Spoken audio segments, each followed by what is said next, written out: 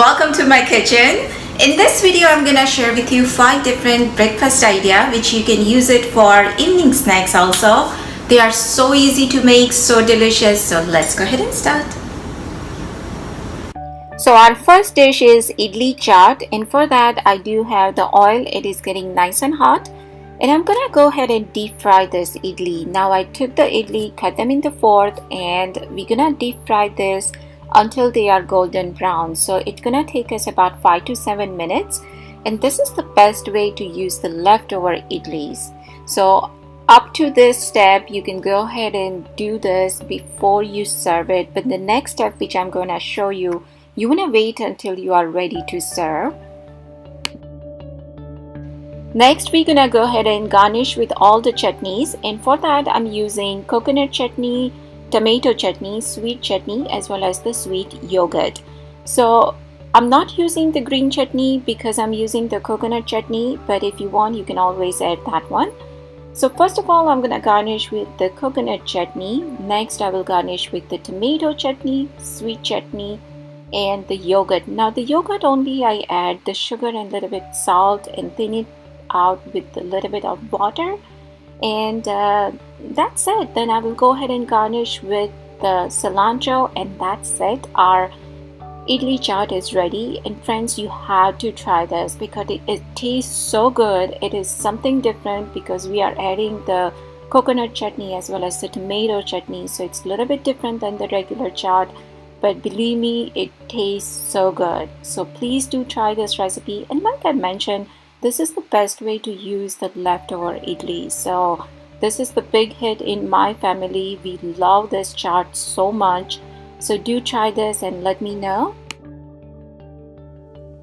Our next dish is aloo poha pakoda, and for that I do have 1 cup of thick poha which I washed them really well under water, and I sprinkle some water on top of that and let them sit there for about 15 to 20 minutes. Next I will add about 1 medium boiled potato, some cilantro, green chilies, as well as some onions. For the dry spices I'm gonna add turmeric powder, red chili powder, asafoetida, and salt to taste. Now the reason we want to add the red chili powder just for some color, because we already add the green chilies into it. And after that I'm gonna go ahead and add a little bit of either lime or lemon juice, and go ahead and mix everything very well. And for some reason, let's say if it's not forming the ball, stuffing is coming out, then you can just add a little bit of cornstarch into this, and it will hold on to the shape when you are frying. So now I'm just gonna go ahead and mix everything well and go ahead and form the ball, and we'll go ahead and deep fry this aloo poha pakoda.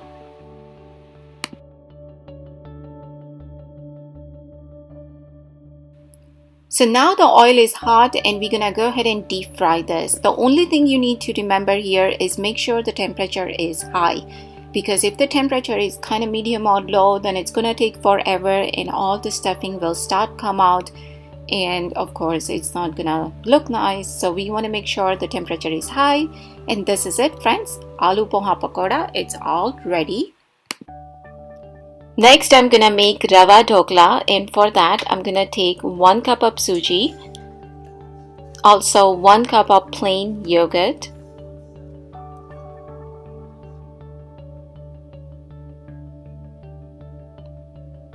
next I will add 2 teaspoons of oil, also we're gonna add salt to taste, and 1/3 cup of water. I'm gonna mix everything very well and let this sit there for about 15 minutes. And after that we're gonna add the eno and steam it. This dhokla are so healthy for you. Also it's so light and airy, so it doesn't weigh you down after you have your breakfast.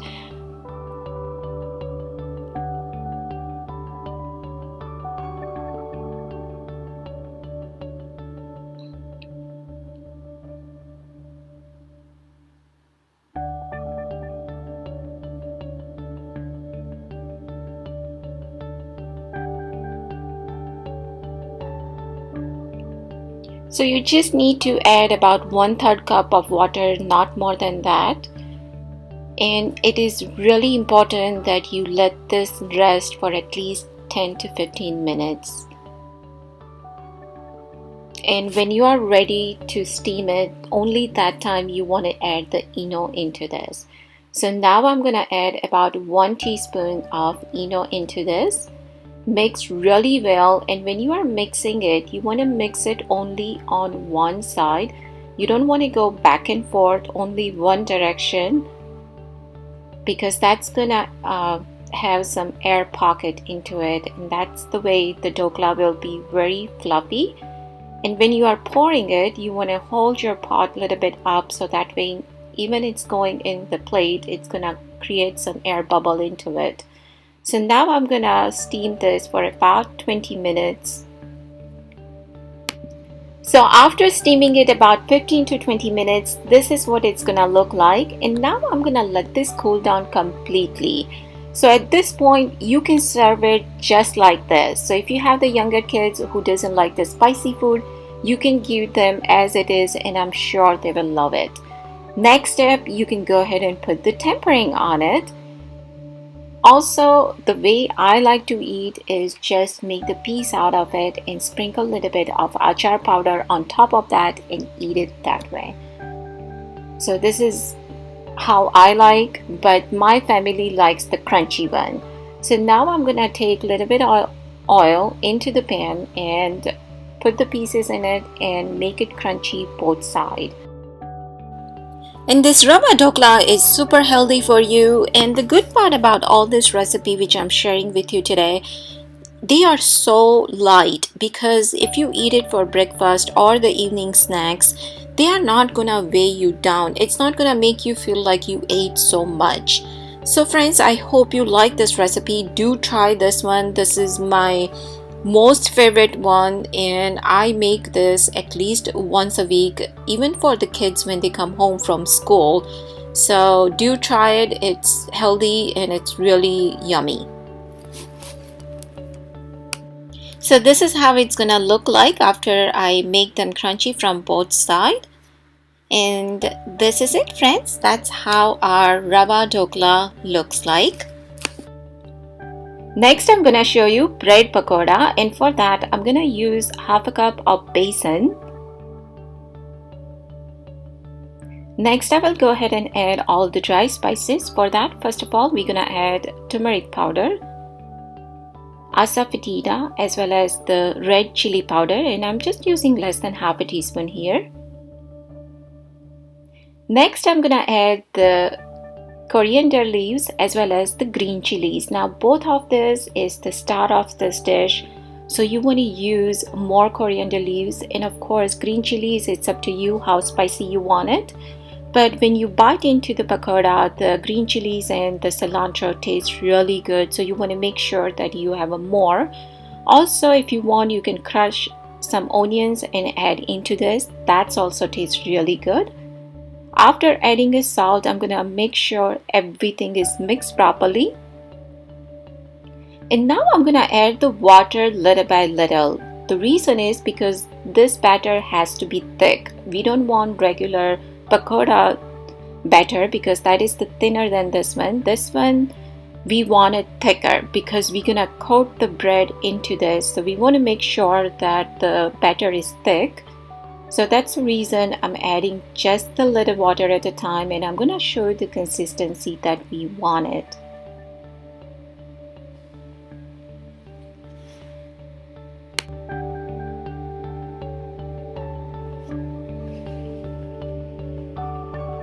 So this is the consistency we are looking for, and next I'm going to go ahead and cut the bread. So we want to make sure there is no edge, and if you have a day-old bread, that will be really good for this recipe. The reason is we want to make sure the bread is dry. So when we dip into the batter and deep fry it, the bread holds that shape and not fall apart. But let's say if you don't have a day-old bread, you are using the fresh bread, then you can do like what I'm doing here. You can cut the edge and cut it in the middle and just let it air dry for about 15-20 minutes, because that way the bread will be dry, it will get hardened a little bit, and that's way when you deep fry it, it will stay to that shape. So now cutting all the bread, after that I'm gonna go ahead and add just the half a teaspoon of hot oil into this batter, as well as pinch of baking soda. You want to make sure you use just the pinch and not more than that. So I'm just gonna go ahead and mix both of them very well, and this is the step you want to do it when you are ready to deep fry it.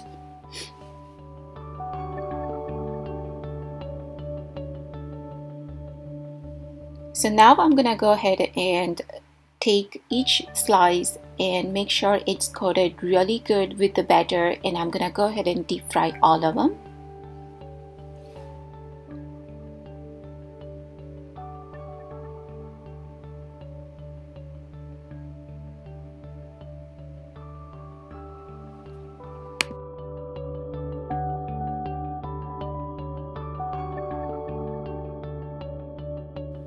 So you want to deep fry both sides for about 2 to 3 minutes. Make sure it's a golden brown just like this.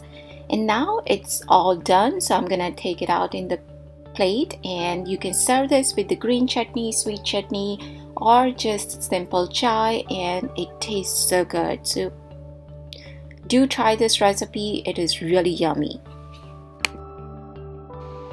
Last but not the least, and I cannot end this video without mentioning traditional Gujarati breakfast dish that is called Kichu. This is made from rice flour, and it doesn't take more than 5 minutes to make this. The only thing you need to remember here is the flour to water ratio. It took me some time to figure this out, but I nailed it, and every time I make it, it comes out perfect. So here I'm using 2 cups of water, and I'm gonna add just a little bit more just because we're gonna boil this water. So you want to make sure you boil the water, and next I will add the salt as well as the green chilies into this. Some people do like the cumin seed. I'm not adding it. If you want it, go for it. Also, some people do add the baking soda into this just to make sure the flour cooked properly. But I'm also not gonna add that, because even without adding any soda, flour comes out really perfect all the time. So here I'm gonna add the flour, and when you are adding the flour, you want to make sure you sprinkle it around and not dump everything on one side. If you do that, it's gonna just form the lump and it's not gonna cook thoroughly. So you want to sprinkle it, and while you are doing it, you want to make sure the temperature is low, because that way we make sure the flour cooked thoroughly. And this is what it's gonna look like. And when you mix it, you want to use the wooden spatula. You don't want to use the metal spatula. You want to make sure it's wooden one. And once you mix it, you think that the flour is not cooked properly, then you can just sprinkle a little bit of water on top of that and let that cook for a minute or so. But as you can see here, my flour came out perfectly, and traditionally we serve this with the oil as well as the achar masala. So as you can see here, my flour is cooked all the way, and I'm serving that with the oil as well as the achar masala. So you can sprinkle some masala on top of the kichu, as well as just drizzle a little bit of oil and then eat it. Again, this dish tastes really good while it's nice and hot. So friends, I hope you like my breakfast dishes, as well as you can serve this for quick snacks too. Thank you so much for watching, and I will see you guys in my next video. Bye.